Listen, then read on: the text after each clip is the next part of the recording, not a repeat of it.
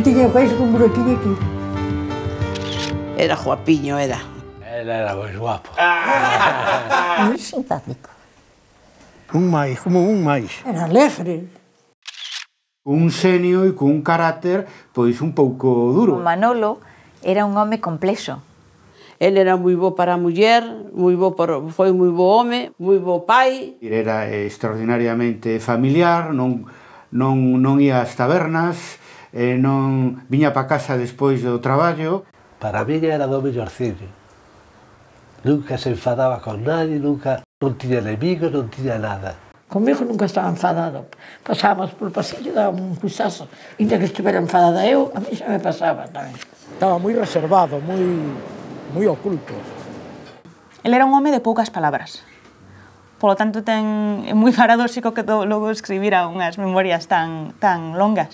É increíble como papá pudo escribir a 876 folios aquí. El se lle ocurriu un día dicir, vai a poñer as... Se lle ocurriu non, yo dixen eu. El dixo, eu un día vou escribir as memorias. Porque son folios cuadriculados, escritos a lápiz, porque ele estaba acostumado a escribir a lápiz na escola. Os meus avós era unha familia formada polo matrimonio de 6 fillos, 3 mulleres e 3 homes. Ademais, edade era a miña nai, que se chamaba Juana. Me puxeron como nome Manuel, pero me chamaban Manoliño, sigue. Os meus avós tiñan 3 campiños pequenos e unha casa que herdaron dos seus pais. A miña avó sempre me dicía: non hai como gañar os cartos cos zapatos no pé. Foi cando apareceu polo pobo un alguacil que iba a cobrar a contribución e gustoulle a Joana e colleu amores con aquel alguacil. A miña avó, como el ganaba os cartos co zapato no pé, casárona e tiveron un fillo. Manoliño, o rapaz da aldea, naceu en 1918, o ano do fin da Primeira Guerra Mundial. E como resultado daquela guerra, coa fame e miserias que traen todas as guerras, morreu a nai de Manoliño, no ano 1919, quedando sen nai a edade de un ano. Manoliño quedou cos avós na aldea de Coruxo. Choro moitas veces, porque me recordo o que pasaba, a familia que pasaba. Unha vez que anduvo cajado nunha procesión que foi a Fedea, fedía todo o mundo. Sácate de aí, rapaz, sácate de aí. Foi ao medio dun campo e limpiou su cu conversas. E ainda viu buscar unha barra de pan porque tiña fame. Non se trata dun libro académico, non se trata dun libro políticamente correcto, non se trata dun libro de unha historia impecable, trátase dun libro sinceiro, a veces triste, a veces alegre, pero sempre é veraz. Entón é duro ler eso, é duro ler que alguén a quen tú queres tanto pasara unha vida tan difícil. Aos 8 anos puxeron outra escola máis cerca da miña casa. Era mixta. Empecei a coller amigos que eran pobres como a min. Alí, a maioría dos rapaces íbamos descalzos e remendados. Un deles chamábase Basilio Rodas. A que nos dedicábamos os días que non íbamos á escola? Íbamos a Canido. Alí viñan os barcos cargados de sardiñas. E cando botaban os mariñeiros os peixes nos queixóns da medida que a fábrica lles puña, os que caían no chan collámolos nós para un caldeiro que levábamos na man. Cando tiñamos cheo, vendíamos un par de dúcias, comprábamos un bolo de pan e chegábamos a casa coa barriga chea e peixe para comer toda a familia. Eu, un rapaz de 9 anos, matáballe a fame a toda a familia. Era moi bo e honrado. Unha das veces que viu co seu caldeiriño, aquel neno a que lle deran peixe, estorbaba os mariñeiros, non era o único que viña a eso, e tirou un deles ao mar. Cando caía unha sardiña ao chan, eran 20 mans a collela. Un dos mariñeiros deume unha patada e tiroume ao mar. As mulleres empezaron a berrarlle o mariñeiro: «Salvaxe!» Eu choraba, porque estaba todo mollado. Unha das peixeiras que era a nai do meu amigo Basilio, colleume o caldeiro e deulle ao home que o encheu de sardiñas. Eu xa parei de chorar. As peixeiras desnudáronme, cubríronme cos trapos de saco que elas tiñan, puxeron a roupa a secar e ali estuven hasta que secou. Eran as 4 da tarde e estábamos todos sen comer nada. Pero eu estaba todo contento porque era o único que levaba o caldeiro cheo para casa. Manoliño tivo que deixar a escola aos 8 anos, ia cos outros nenos da parroquia a jadear aos árbores para roubar piñas, para roubar peixe na Porto de Camido tamén, iban xuntos, e así fixeron unha pandilla que durou ata a Guerra Civil. Aquí estuvo ubicado no seu momento o que era o local da Sociedade de Labradores e Gandeiros de Coruxo, donde se reúnen para facer frente e apoiar as barricadas do Concello de Lavadores, a resistirse un pouco de todo aquilo que era o desembarco das tropas fascistas en Canido. Estábamos aquí, coño, pandillas de rapaces, Estamos aquí, viña por aí a Guardia Civil, pero unha patrulla de 20 ou 30 anos. Así como te digo, comima, venga, al suelo. Eu acordo que o periquillo, o tal periquillo, vos días, asustouse e meteu a correr, por aí, para escapar, claro. O 20 de xullo de 1936, o meu pai, co seu amiguiño Basilio, entra en Vigo para mirar. O irnos introducindo na cidade e non mirar ningunha xente polas rúas nin tranvías, e ao chegar fronte un camiño de carro que partía da estrada, miramos un home tumbado e outros gardas civís arredor del. Como movemos a cabeza para mirar, os gardas que nos deran o alto moveron o ferrollo do fusil como querendo disparar. Eu debía de ter a cara dun fantasma, porque aos 300 metros de donde mirábamos o home tirado había outro camiño que pasaba por detrás dunha casa onde estaban uns homes asexando o que facían os gardas civís, e ao mirarnos a nós cos brazos en alto, ao chegarmos fronte a eles dixéronos: baixar os brazos, rapaces, que os gardas quedan xa moi lonxe. Ríanse de nós porque debíamos de levar cara de mortos. Non era para menos. Eu, ao sentir o manexo do ferrollo, sentínme morto esperando o disparo. Mirándonos fora de perigo, botámonos rir como a parvos. Ao chegar a casa, contei aos meus avós o que pasaba, e o meu avó dixo: vaise formar unha guerra civil. Isto vai ser a catástrofe da nación. Nos andamos a sentolas e a ceca chamaño e mirar para baixo. E aí, amarrados, 4, 5, 3, 2, e cun pandullo, así, manadas así, aí. Os ataban? Os ataban e tiraban ao mar, presos. Vivos. Os tiraban vivos ao mar? Entonces. E viu ás 2 da mañá, petaronlle na porta, ela me xanaixiña, vellas, tía Juana chamabanlle. Ai, quen chama, dixía tía Juana. Dice, somos nós. E ustedes quen son? Os falangistas. Aí non está Sicilia, está na camiña. Bueno, pois faja favor que se viste que viña con nós, que vai dar unha volta que xa ven. Levaron o príncipe, puxeron no desnuda, cortaronlle o pelo da baixa, cortaronlle o pelo de arriba e mandaron-na para a casiña ás 8 da mañá, desnuda todo desde Vigo para a casa. Eu acordo-me Basilio, que parece que o miro que tiña un peliño roxo rizado, roxiño baixo. Meteron unha escopeta na man con 17 anos e dixeron que ia fora enterrar un campo. Ele hasta había de vir contento, claro, con unha escopeta na man, un rapaz de 17 anos. Todo ocurriu nun momento, sen poder parar. O señor Juan contou que cando Basilio iba para casa del, topouse cos carabineiros. Preguntáronlle se conocía a Basilio Rodas. Como era el, púxose a pensar e dixolles: mire, naquela casa pequena é onde vive el. E os carabineiros marcharon. El foise para casa do señor Juan e contoulle o caso. O señor Juan díxolle: mira, rapaz, é mellor que te presentes, porque senón vai ser peor. Para onde vas a escapar? Onde te vas meter?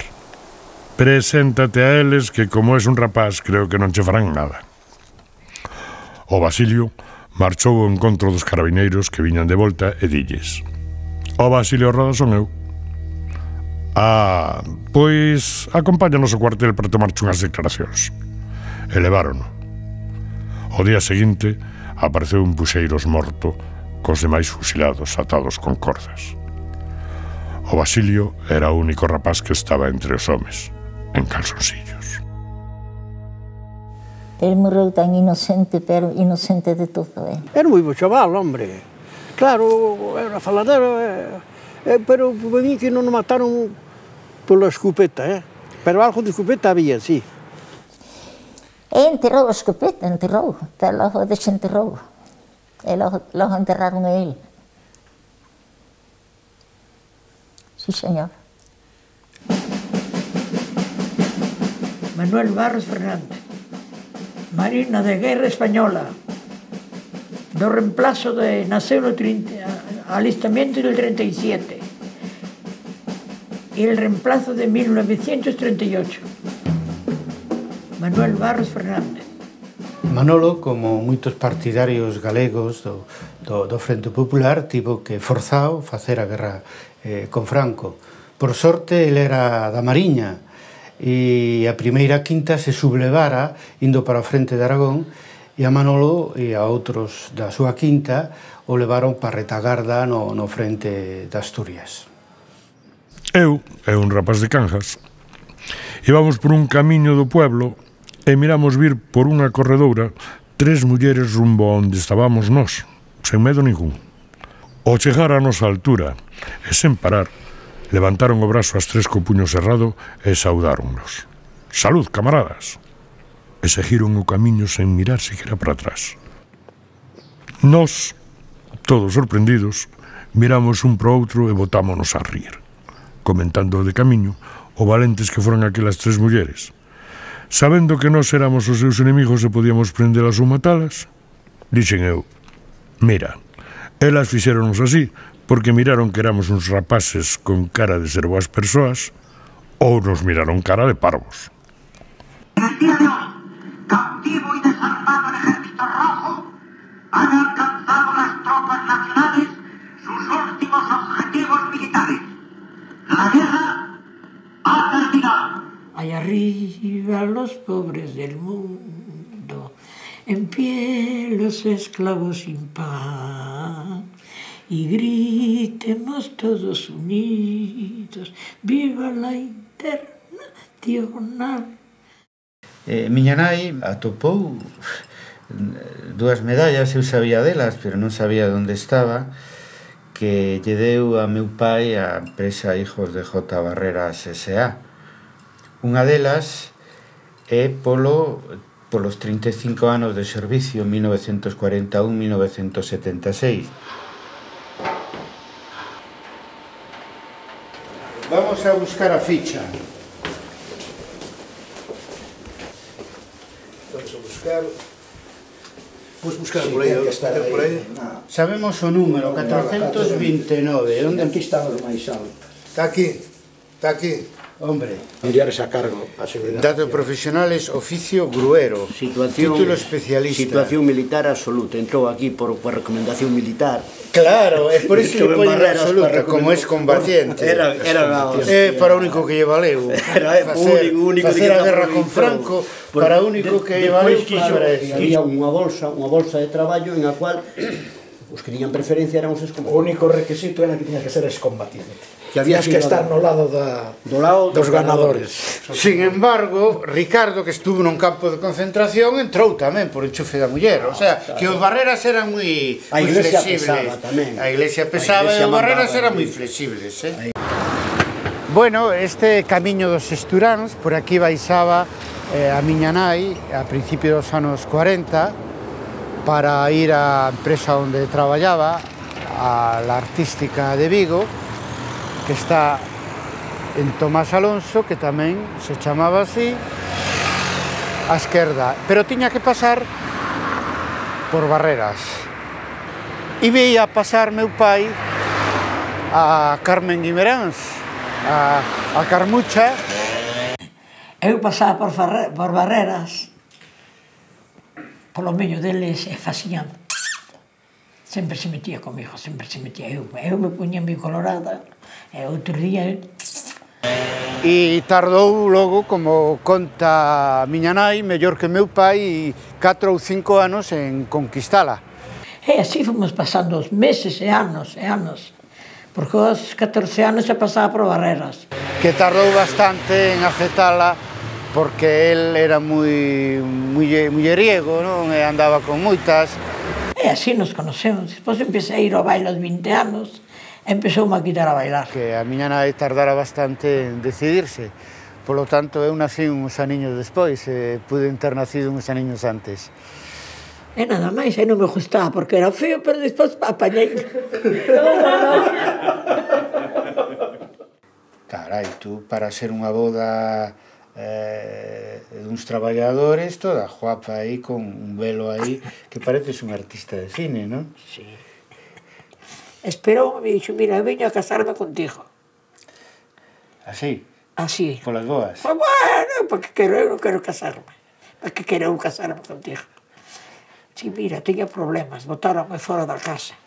Así nada máis. Pero el conta nas memorias que hai anos que pensaba casar, que quería casar contigo. Decía, a única que eu quería para matrimonio. Sí. Tiñas casa de traballo e era cerca de... Era cerquiña do traballo. Entón non se casou contigo por amor? Ai, non sei. Os 2 anos de casado deu a luz a miña muller. Era un fillo máis ao meu cargo. Pensando nel día e noite, desde viña este mundo a ser unha vítima do materialismo burgués, como a min, viu o meu pensamento de poñerlle o nome de persoas importantes na historia do mundo. E pensei en Carlos V, en Carlos Marx. Decidín poñerlle o nome de Carlos, por se salía máis intelixente que a min, e non fose ser un burro de carga como era eu. E fixemos aquela casiña. 2 habitacións, unha cociña, un baño, unha xaboliña fora para ter a agua, porque tiñamos que carretala do río. Tuxo Manolo de Barreras, o lombo, as portas, as ventanas, o váter, o bidé, todo o lombo por aí arriba. A verdadeira vocación de meu pai era ser músico. E cando estaba en Barreras necesitaba un soldo suplementario para vivir.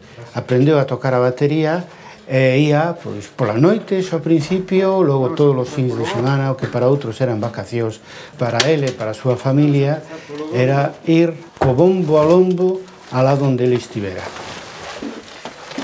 Isto parece que está nun estado perfecto, Está novo ainda. Están novos. Están novos. Están noviños todo. Vamos a poñelos aquí, a ver os timbales como están. Os timbales... A caixa, os timbales están aquí. Ah, os timbales son estos. Isto é a caixa. Os platillos.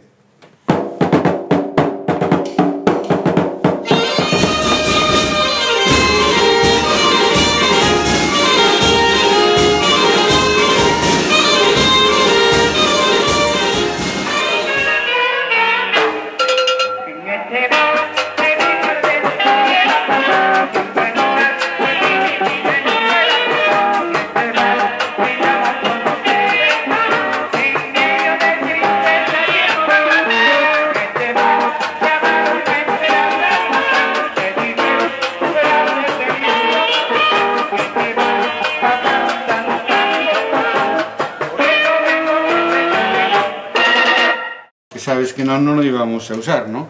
Pero xa que foi tan importante na súa vida, pois Deja menos guardalo. Deja de estar aí. Deixámolo estar? Hombre, claro. Hasta dentro de cantos anos máis? Outros 40 anos máis?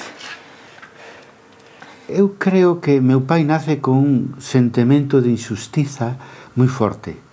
Das ideas del nunca se supo. As tiña ele máis a muller. Pero a nós nunca nos dixo nada, ni nos comprometeu en nada, Manolo era el solo. O buraco era tiñamos 2 habitacións e para subir dunha a outra había que dar un peldaño así alto. E ali había unha tapa, unha madeira. Quitou aquela madeira e dali, por ali quitou area. Quitou terra, tota moita terra, moita terra, moita terra. Fixo un buraco para meterse el por si viñan a buscarlo algún día, meterse ali. Barreras, Vulcano, Citroën, pero sobre todo Barreras e Vulcano eran unhas empresas donde o movimento obreiro tiña unha forza extraordinaria en Vigo, e nese sentido todo o que nos vamos a topar aquí en Barreras para esa xeneración, a xeneración da posguerra e logo a xeneración dos anos 60 é un elevado grado de sentimento solidario e de sentimento de clase. Como eu tiña consciencia obreira, cando no taller se pasaba a consigna de boca en boca para facer un paro de brazos caídos, e como no posto no que estaba a grúa era un gran puntal para que o paro fora efectivo, o primeiro que avisaban era a min. Collemos a táctica de, dicía Mel, Rique, ti cando haya unha folga, cando haya que parar, ti me avisas, e me das unha señal. Entón, a señal que lle facía era, me miraba tal, isto era que había que parar a grúa.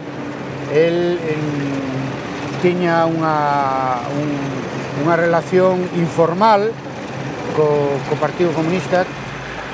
Unha sorpresa foi que empezaron a cair otavillas, e claro, non sabíamos de onde, se fora do barco, fora da grúa, porque nadie creíamos que Manolo hubiera traído otavillas e desde a grúa soltara.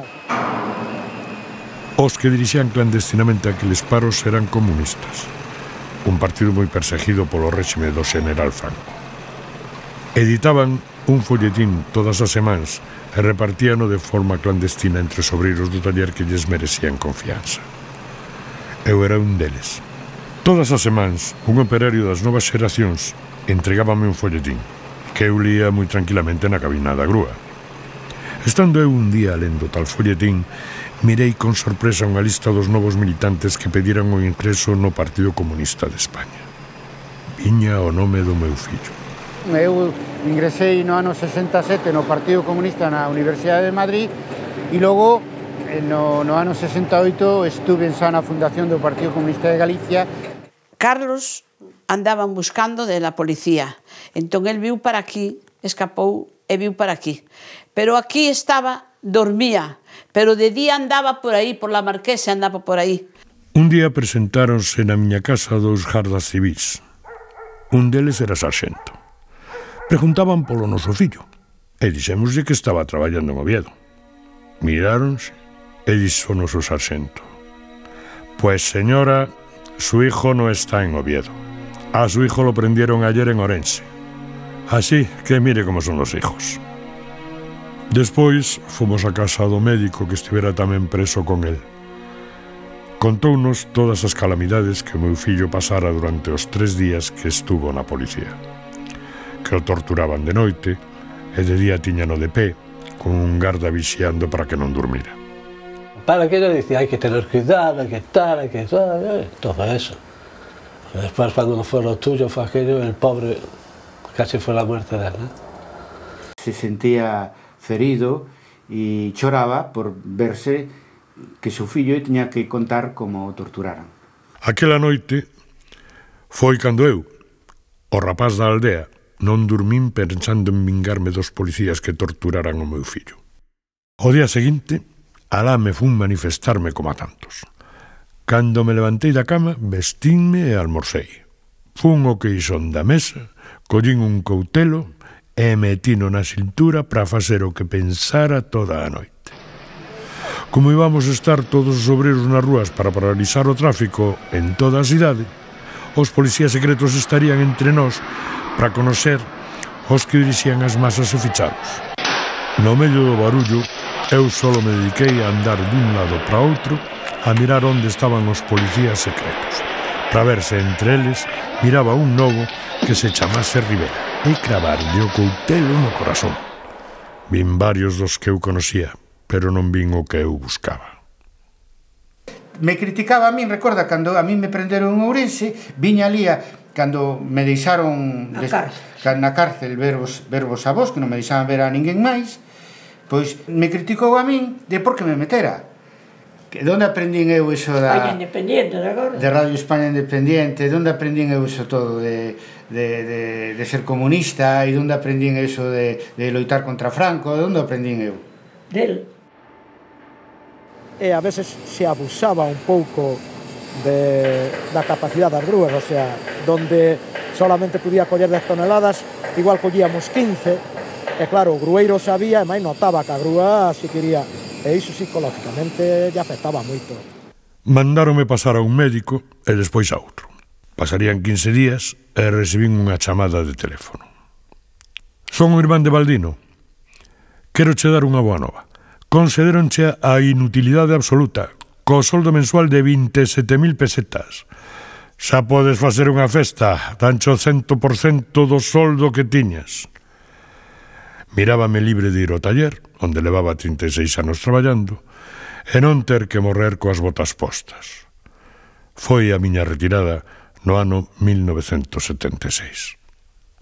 Logo de xubilarse, meu pai tiña moito tempo libre, suxerinlle que escribira as súas memorias, e 8 anos despois empezou con ese chollo, como decía el, tardou 4 anos, costoulle muitísimo, nunca escribira nada, e a pena que temos a súa familia é que el non poda ver hoxe en día como as súas memorias se publican, pero como decía, isto queda para vos. Hai que recuperar a memoria neste país, a memoria histórica do que debera ser normal e non o foi, e que non mereceu os tempos que lle tocaron vivir, non para o odio, que co odio non se gana nada, pero sí para recordar. Manuel escribe as súas memorias para demostrarnos que conseguiu os seus obxectivos de vida, cumplir co seu plan de vida. Primeiro, sobrevivir á guerra civil e á fame da posguerra. Segundo, conseguir un traballo fixo, un traballo digno. En terceiro lugar, quería ter unha familia de él como todo veciño. Meu pai era orfo. Para conseguir unha familia necesitaba unha muller e un fillo. Buscou a muller que eu quería, que é miña nai. E logo quiso ter un solo fillo e díxolle a quen axudou a parir a miña nai, un solo e nunca máis. E logo dixo, quero que el teña todo o que non pude ter eu. 4. Fixemos unha casa de ladrillo coa axuda dun albañil, naturalmente. Gracias por a vosa presencia. Manuel Barros vive. Vivan os traballadores.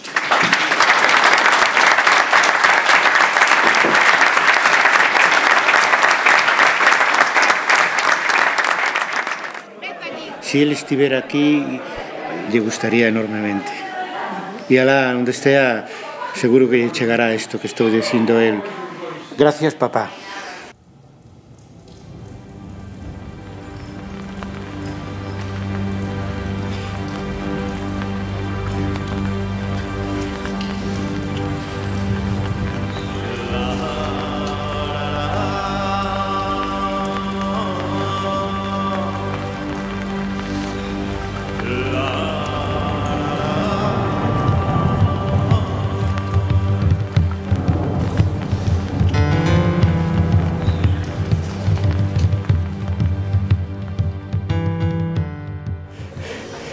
Non tiña máis que facer.